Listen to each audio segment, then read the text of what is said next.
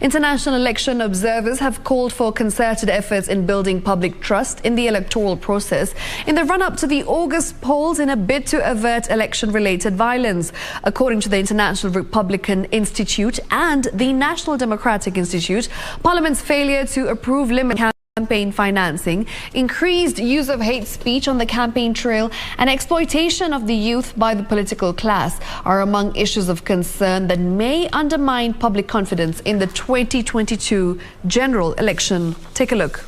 With less than 3 months to the August general election, international election observers have raised concern over emerging trends in the current political environment that may undermine public trust in the electoral process.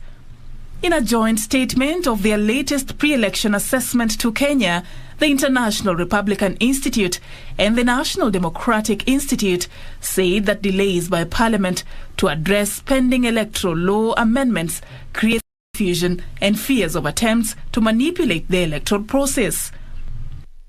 Electoral amendments that could affect the conduct of the elections remain pending within Parliament, creating confusion.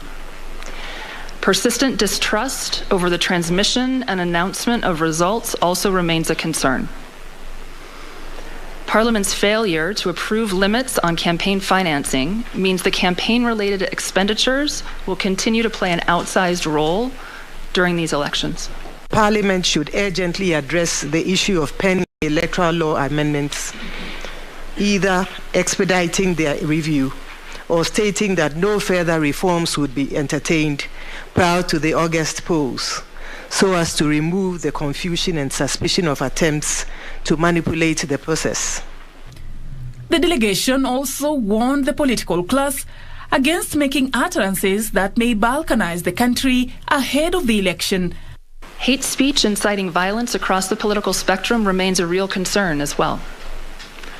The lack of economic opportunity for young people makes them more susceptible to being exploited by political leaders to engage in violence. Amidst the red flags, however, the IRI and NDI delegation also noted positive efforts that the country has put in place to conduct a more transparent, accountable and inclusive election. The delegation notes positive efforts being made to conduct more transparent, accountable and inclusive elections in Kenya.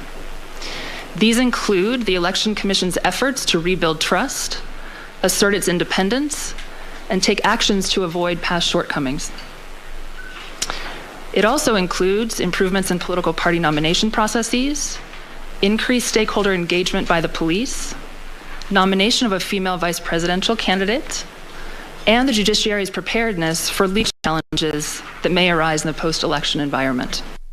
The delegation made several recommendations to help build public confidence in the run-up to the August general election. Religious leaders should use their voice and convene in power to ensure credible, peaceful, and transparent elections. The international election observation organizations are expected to carry out a second pre-election assessment mission in late June 2022. For Easy Friday, I'm Safin Aching Oma.